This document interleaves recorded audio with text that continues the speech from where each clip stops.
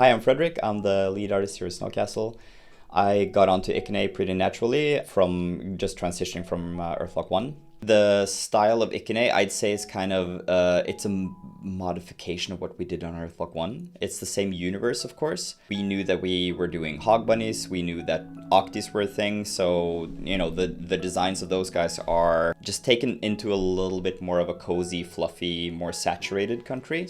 The inspirations, I think, were, coming out of our own game and just trying to adjust what we had into something that fit this game better. We were working a bit back and forth, even from like the concept art phase until we started putting things into the engine. Without spoiling too much for you guys, it's kind of also a thing where there is a mystery to this island, and we wanted to hint at that mystery through the environment art. So it's this kind of visual storytelling that happens, ambient storytelling, I guess. And how do we achieve that, and how do we give it enough mystery without telling too much?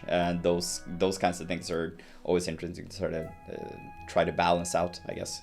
We were in the very fortunate position of obviously having the previous game to lean on as well. But yes, look at pictures, look at the direction we want to take, and then start doing some rough sketches, talk about those sketches, and iterate until we find something that looks nice. And then, we do our pretty line art and nice colors and all those things as a final pass. The first few steps are fast, right? I never expect any of us to sort of hit it on the first try with a sketch. We can go fast until we find what we like, and then we start digging into the details.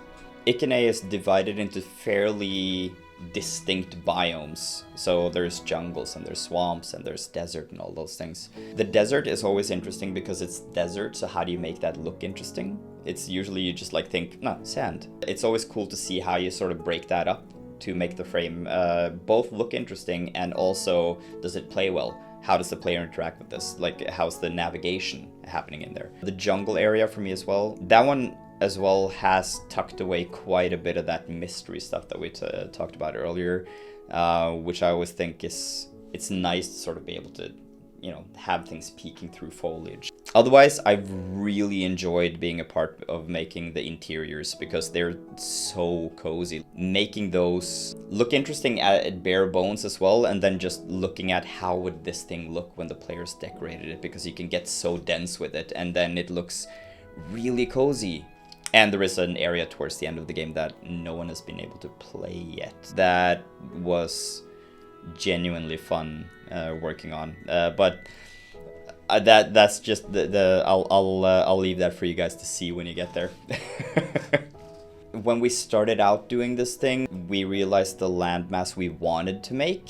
It was a little bit scary looking at the team size. We've grown a little bit since then, but it was about finding tools that enabled us to make this game to the geographical size it is with the team we had. That was one of the big challenges at the start for sure. And then it's about, to go back to one of the previous things we were talking about, was the visual style, right? Because when we're coming off of one project, it's in the same world, but it's a little bit of a different genre and it's a little bit of a different art style. And it's also about like keeping it Umbra, keeping it the world that we're actually working in, while simultaneously tweaking it so it now fits. I've been talking a lot about the environment stuff. Of course, our characters look lovely and they sit very well in the environment as well. But I'm, at heart, I guess I'm an environment concept artist. So of course, the island is a big thing for me. I'd say it's the island, and I know that's a big fuzzy subject, but that's something that we couldn't have pulled off with one person. We had to be, we have to be a team about it. So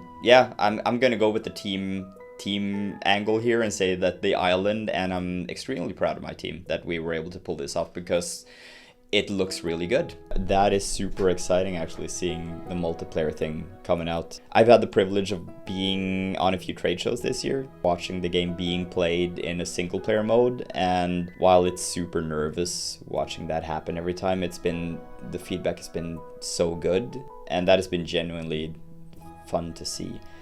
And now all of a sudden people are actually going to be able to do this together as well, which makes it, it feels the same again. I'm excitedly nervous about it. So yeah, it'll be great seeing people solve things together in the game and being able to farm things together and, you know, build their houses together. It's great. Thank you guys for coming along and talking about art with me.